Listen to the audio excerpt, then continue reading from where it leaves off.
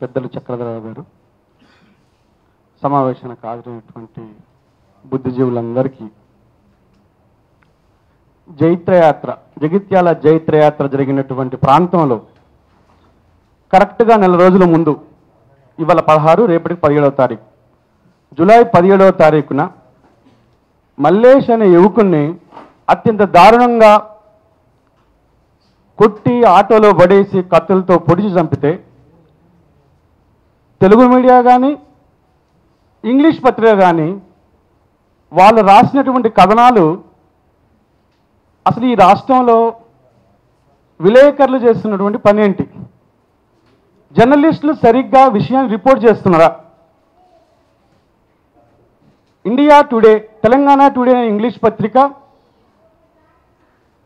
Time express English పత్రిక రెండు July 18, 19, 20వ తారీఖు న్యూస్ చూస్తే,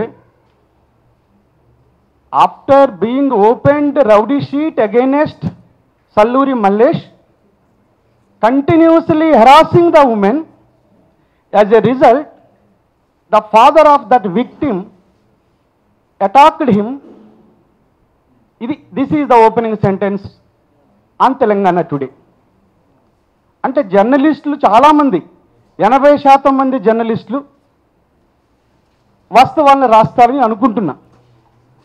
మరీ ముఖ్యంగా తెలంగాణలో ఎందుకు ఇలా రాయాల్సి వస్తుంది? అది ఇంగ్లీష్ పత్రిక అయినా తెలుగు పత్రిక అయినా.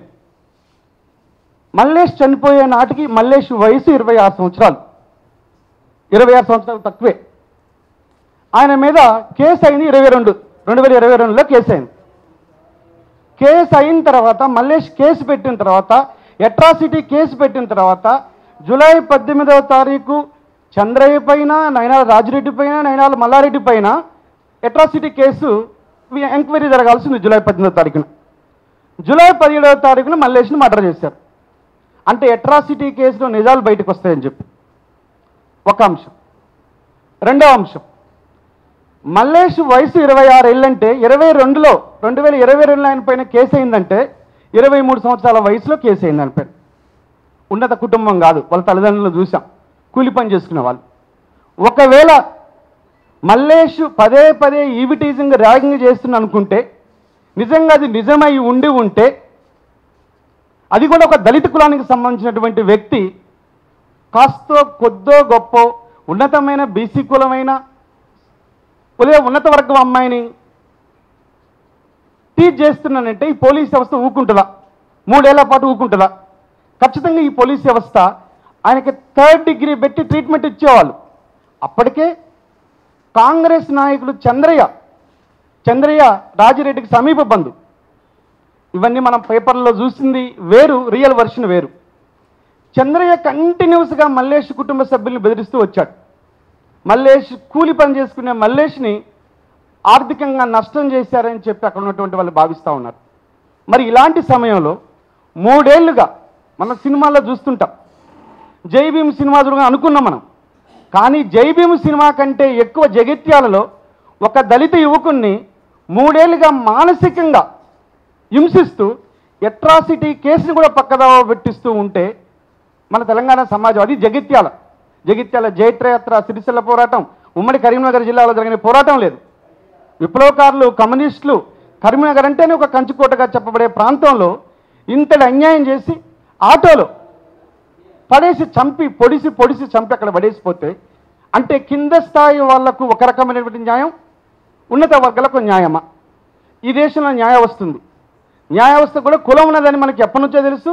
అది మొన్న జూలై 18వ తారీఖున స్పష్టంగా బయటపడ్డది. ఇంతకుముందు రవి గారు మాట్లాడారు. ఈ దేశంలో ఉన్నటువంటి చట్టాలు న్యాయం చేయాల్సి వచ్చినప్పుడు show the face, see the rule, ఇది ఈ దేశంలో చేస్తుంది. Show the caste, search for the caste and see the rule, ఇది ఈ దేశంలో జరుగుతున్నటువంటి. ఒకవేళ మల్లేష్ హత్య అనుకోకుండా జరిగిందని వాళ్ళు చెప్పినప్పటికీ, లేదా మల్లేష్ జులాయి కాబట్టి, రౌడీ షీటర్ కాబట్టి, అమ్మాయిని వేధిస్తున్నాడు కాబట్టి ఇదంతా జరిగిందని చెప్పి కన్క్లూజన్కి వస్తే 3 ఏళ్లుగా భరిస్తుందా? 3 ఏళ్లుగా చట్టం భరిస్తుందా? 3 ఏళ్లుగా పోలీస్ వ్యవస్థ భరిస్తుందా? అక్కడ పోయిన ఫ్యాక్ట్ ఫైండింగ్ కమిటీ కూడా అనేక విషయాలను సేకరించింది.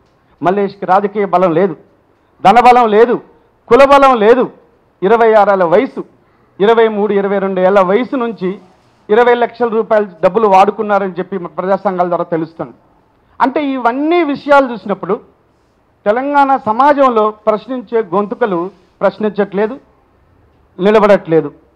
వాట్సాప్లో స్టేటస్లు పెట్టడం, ఫేస్బుక్లో మాట్లాడటం, అక్కడో ఇక్కడో కొద్దిమంది బుద్ధిజీవులు వీడియోలు చేసి కనీసం ప్రజానీకానికి తెలియజేస్తున్నారు. యూనివర్సిటీలో మాకు నిన్ననే వెంకటదాస్ సార్ చెప్తుండే జరుగుతున్న విషయాలన్నీ కూడా. అంటే మాట్లాడాల్సిన ప్రజా సంఘాలు ఎందుకు మాట్లాడలేదు? ఇక్కడ కమ్యూనిస్ట్ పార్టీల నాయకులు చాలా సానుభూతి పనులు చాలామంది ఉన్నారు. సిపిఎం పార్టీకి ఒక అనుబంధ సంఘం ఉంది మాట్లాడటానికి, సిపిఐ పార్టీకి ఉంది, ఎంఎల్ సంస్థల నుంచి న్యూ డెమోక్రసీ నుంచి మాసులైన దాకా అన్ని సంఘాలకు ఉన్నాయి. మరి మీరెందుకు టేకప్ చేయట్లేదు ఈ విషయాన్ని? మెమోరాండం ఇచ్చి దళిత సంఘాలు కదిలినప్పుడు, కుల వ్యతిరేక సంఘాలు కదిలినప్పుడు మాత్రమే కాకుండా దీన్ని ఈ నెల రోజులుగా పోరాటంలో ఉంచాలి. శంకర్ గారు చెప్తున్నట్టు ఒకవేళ పోయి మాట్లాడి ఉండొచ్చు, కానీ ఇది మెయిన్ ఎజెండాగా తీసుకుపోవాలంటున్నాను నేను. నిత్యం ఉండాలి. ఒకవేళ నిత్యం లేకుండా ఉంటే మాత్రం ఈ సమస్యను మనం ఇట్లనే ఉంచాల్సి ఉంటుంది. అంటే ఈ వేదిక ద్వారా నేను విమర్శించదలుచుకోవట్లేదు, విమర్శించడం కాదు, కానీ ప్రజా సంఘాలుగా ఉన్న వాళ్ళం, కమ్యూనిస్ట్ సంఘాలలో ఉన్న వాళ్ళం, అభిమానులుగా ఉన్న వాళ్ళం ఈ విషయాల పట్ల నిత్యం చర్చ చేయాలి. ఇది ప్రణయ హత్య కాదు, ఇవాళ ఒకటి హత్య కాదు. కొద్దిమంది మిత్రులు అంటుంటారు, మరి మీరేం చేస్తున్నారు? మీ యూనివర్సిటీలో నిరంతరం పనిచేస్తున్నాం, నిరంతరం ఈ విషయాలపైన పనిచేస్తున్నాం, విద్యార్థుల్ని సెన్సిటైజ్ చేస్తున్నాం. మా దగ్గరకు వచ్చే యూనివర్సిటీ విద్యార్థుల్ని సెన్సిటైజ్ చేసి అనుక్షణం విద్యతో పాటు ఇలాంటి విలువలు బోధిస్తున్నాం. రేపు సమాజంలో ఇవన్నీ ఉంటాయి, ప్రేమ పేరు మీద జరుగుతుంటాయి. ఇవాళ యాక్చువల్గా నేను ఇప్పుడు వేరే పని మీద మీటింగ్లో పోవాల్సి ఉండే, అన్నాన్ని వచ్చి మధ్యాహ్నం వచ్చైనా సరే మీరు మాట్లాడేటి నుంచి అటు ఖమ్మం వెళ్ళండి, కానీ మధ్యాహ్నం రావాలంటే ఈ విషయానికి ఉన్న ప్రాధాన్యత రావాల్సి వస్తుంది. అందుకే నేను విమర్శించడం కాదు, మా స్థాయిలో మిత్రుడు అంటున్నారు, మన శంకరన్ అంటున్నాడు, మిమ్మల్ని విమర్శించడం కాదు. ఖచ్చితంగా ఈ దేశంలో ఎంతో కొంత ఈ భావజాలం మిగిలిందంటే మాత్రం కమ్యూనిస్ట్ సంఘాల వల్ల ఇది కాదంటలేదు. నిత్యం పనిలో ఉండాలి, ప్రశ్నించాలి, లేకపోతే ఇలాంటి హత్యలు జరుగుతూనే ఉంటాయి. మనకి కొత్తగా కాదు ఇవి.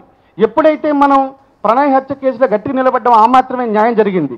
మల్లేష్ హత్య కూడా సమాజం మెయిన్ స్ట్రీమ్ మీడియా రిపోర్ట్ చేస్తున్నటువంటి అంశాలు ఒక రకంగా ఉన్నాయి, గ్రాస్ రూట్లో లెవెల్ ఉన్న ఒక అంశాలు ఒక రకంగా ఉన్నాయి. పాలక పార్టీలు ఎప్పుడు అక్కడ ఉన్నటువంటి పరిస్థితులను బట్టి వాళ్ళకున్న మైలేజ్ను బట్టి నడుచుకుంటూ ఉంటాయి. కానీ కమ్యూనిస్టు పార్టీలు ఖచ్చితంగా ప్రజల వైపు నిలబడతాయి నమ్మకం కూడా నాకుంది. ఈ విషయం కూడా నిలబడటమే కాదు, ఇలాంటి సంఘటనలు జరగకుండా ఉండాలంటే మనం అంటున్నారు మన వాళ్ళు చట్టాలు తీసుకురావాలని. ఏ చట్టం కూడా నిలబడదు. నేను బలంగా అభిప్రాయపడేది, ఇక్కడ ఉన్నటువంటి సంఘాల్లో అనేక మంది పెద్దవాళ్ళు ఉన్నారు, మరి రమేష్ గారు అయితే పుస్తకాలు రాస్తూ ఉంటారు, ఇవి అకాడమీలో చేర్చండి. పరువు హత్యలు, హానర్ కిల్లింగ్స్ని కూడా పుస్తకాల్లో చేర్చమని మేము డిమాండ్ చేస్తున్నాం. మీరు చేర్చాలి. ఎప్పుడో అవుట్డేటెడ్ సిలబస్ కాకుండా సమాజంలో జరుగుతున్న అంశాలను పుస్తకంలో సిలబస్గా మార్చడం ద్వారా అది ఒక సెన్సిటైజ్ అవుతుంది, విష్యూ బయటకు వస్తుంది, ఒక న్యాయం జరుగుతుంది. మల్లేష్ హత్య కూడా ఆ క్రమంలో మనం సెన్సిటైజ్ చేయలేకపోవటం వల్ల విషయాలు హైదరాబాద్ రావటానికి నిలబడటానికి చాలా ఎక్కువ సమయం తీసుకుంటుంది. పత్రికల సోదరులను కూడా పదే మీకు ఒక మంచి రిమార్క్ ఉంది, 80% మంది పత్రికలో పనిచేస్తున్నటువంటి వాళ్ళు నిజాయితీగా విషయాలు రిపోర్ట్ చేస్తున్నారు, ఇన్వెస్టిగేటివ్ జర్నలిస్టుగా మీరు పనిచేస్తున్నారు. ఒక విషయాన్ని మరీ ముఖ్యంగా కింద స్థాయి కులాల పట్ల ఇలాంటి విషయాలు వచ్చినప్పుడు ఆ యువకుల్ని జులైలాగా రౌడీ షీటర్లాగా చిత్రీకరించినటువంటి పద్ధతి, అది బయట సమాజం అంటే అట్లా చిత్రీకరిస్తుందంటే వాస్తవం వేరుగా ఉంటుందని అర్థం చేసుకోవాలి. వారు పెరిగిన గ్రామీణ నేపథ్యం, కుటుంబ నేపథ్యం మనంత పాలిష్గా చెప్పలేకపోవచ్చు. ఆ చెప్పే క్రమంలో వాళ్ళు కొంత యాంటీ సోషల్ ఎలిమెంట్గా బయట సమాజానికి కనిపించవచ్చు, కానీ నిజం అట్లా ఉండదు. వాస్తవం ఎప్పుడు అక్కడ మనం రియాలిటీలో చూసినప్పుడు మాత్రమే ఉంటుంది. మల్లేష్ హత్య కూడా అదేవిధంగా జరుగుతూ ఉంది. ఇది ఇంతటితో ముగిసాలంటే, నిలబడాలంటే ఖచ్చితంగా చదువుకున్నటువంటి మనం అందరం కూడా నిలబడాలి. యూనివర్సిటీలో మా వెంకటేష్ గారు సార్ చెప్పినట్టు మేము కూడా ఒక మంచి ప్రయత్నం చేస్తున్నాం. అన్ని యూనివర్సిటీల్లో ఒక మంచి చర్చను తీసుకురావచ్చి ఇది ఇంతటితో కాదు, దీనికి ఒక ప్లాట్ఫామ్ ఉండాలి, మాట్లాడగలగాలి. తమిళనాడు మిత్రుడు మొన్న చెన్నైలో నాకు కలిసినప్పుడు ఆయన అన్నాడు, తమిళనాడులో ఉన్నటువంటి సమూహం ప్రజా సంఘాలు, ముఖ్యంగా సోషలిస్ట్ భావజాల సంఘాలు ఇంటలెక్చువల్ సెక్షన్తో బాగా కనెక్ట్ అయి ఉన్నాయి. అందుకని అక్కడ ఉన్నటువంటి ప్రభుత్వం కూడా కొద్దిగా ప్రోగ్రెసివ్ నిర్ణయాలు తీసుకున్నట్టుగా అనిపిస్తూ ఉంటుంది. అందుకే ఇక్కడ కూడా ప్రజా సంఘాలు, సోషలిస్ట్ భావజాల ఉన్న సంఘాలు, దళిత బహుజన సంఘాలు కనెక్టివిటీగా పనిచేయటం ద్వారా ఇలాంటి విషయాలు ముందుకు రాకుండా ఉంటుందని చెప్పి మనం కలిసి పనిచేయడానికి అవకాశం ఉంటుందని చెప్పి నేను విజ్ఞప్తి చేస్తున్నాను. నేను ఇంతకుముందు చెప్పినట్టుగానే అన్న ముందుగానే కండిషన్ పెట్టారు, మాట్లాడి పోవటానికి రాలేదు, మాట్లాడుతూ మధ్యలో వచ్చాను, మళ్ళీ వెళ్ళాల్సి ఉంది. కాబట్టి ఈ సమాచారం నాకు నిన్న పొద్దున 11 గంటలకు చెప్పారు, నేను రాత్రే వెళ్తున్నానని చెప్పాను. వారు అందుకనే మళ్ళీ వెళ్ళిన తర్వాత మీలో ఒకరిద్దరు మిత్రులు కూడా ఈయన మైక్లో మాట్లాడాడు, మళ్ళీ భోజనం తర్వాత కనిపించలేదు అంటారు. కాబట్టి అది కాదు, ముందుగా నేను వారికి కూడా చెప్పుంచాను. కాబట్టి ముందు పర్మిషన్తోనే నేను లంచ్ టైం తర్వాత నేను వెళ్లాల్సిన కార్యక్రమానికి వెళ్తూ ఈ విషయంలో మల్లేష్ పైన జరిగినటువంటి కుల దురహంకారటువంటి హత్యను నిరసిస్తూ జరిగే సంఘీభావ కార్యక్రమాల్లో మేము పాల్గొంటాం, మా విద్యార్థులను పాల్గొనేలా చేస్తాం. సమాజంలో ఉన్నటువంటి సామాజిక సంఘాలు, ప్రజా సంఘాలు, అభ్యుదయవాదులు, బుద్ధిజీవులు చేస్తున్నటువంటి అన్ని రకాలైనటువంటి చర్చల్లోనే కాదు, పోరాటాల్లో కూడా మీతో కలిసి నడుస్తామని చెప్పి నేను తెలియజేస్తూ ఒక చర్చడి కార్యక్రమాన్ని నిర్వహిస్తున్నందుకు నేను అభినందనలు తెలియజేస్తూ, మా మిత్రులు స్కైలాబ్ గారు వారు పనిచేస్తున్న పార్టీని ఉద్దేశించో లేకపోతే ఇక్కడికి వచ్చినట్టు వాళ్ళని ఉద్దేశించో కాదు, మీ అందరం కలిసి పనిచేసిన వాళ్ళం. కానీ గ్రాస్ రూట్లో జరుగుతున్న విషయాలను చెప్పాల్సి వచ్చినప్పుడు తప్పనిసరిగా మన వాళ్ళ పార్టీ పేర్లు కూడా తీసుకోవాల్సి ఉంటుంది. కాబట్టి మీరు అన్నిరా భావించొద్దు.